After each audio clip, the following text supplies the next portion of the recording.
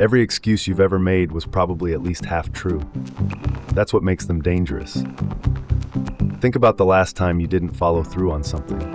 A workout skipped, a conversation avoided, a project still sitting half finished. You had a reason, maybe a real one. But there's a difference between a genuine obstacle and an excuse. One is something you work around, the other is something you hide behind. Here's what an excuse actually does. It feels like relief. You explain why something didn't happen, and the pressure lifts for a moment. But every time you accept your own excuse, you quietly tell yourself that your circumstances are stronger than your will. Do that enough times and you start to believe it. Epictetus was a former slave who became one of history's great philosophers. He didn't have an easy life or many options, but he was clear on one thing.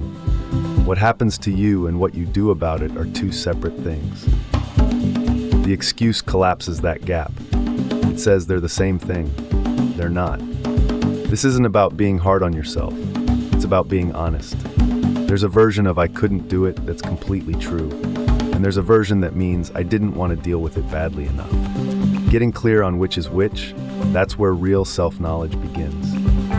One excuse is just a bad day. A pattern of excuses is a worldview. When you consistently explain away your own inaction, you're training yourself to stop before you start. The excuse starts coming before the effort.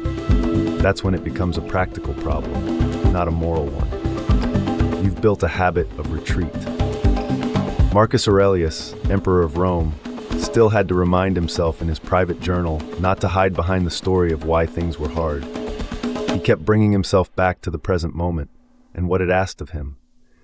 If the most powerful man in the ancient world needed that reminder, Viktor Frankl wrote that even in extreme suffering, the last human freedom is the choice of how to respond. He wasn't saying suffering is easy.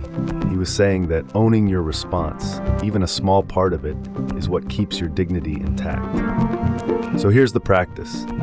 When something doesn't happen, ask two questions. First, what actually got in the way? Be honest and fair. Second, what part of this was within my control? There's almost always something. Maybe it's small. That small part belongs to you. Instead of "I didn't have time," try saying "I didn't make it a priority." It stings a little. That sting is useful. It's telling you the truth, which is exactly where the work starts.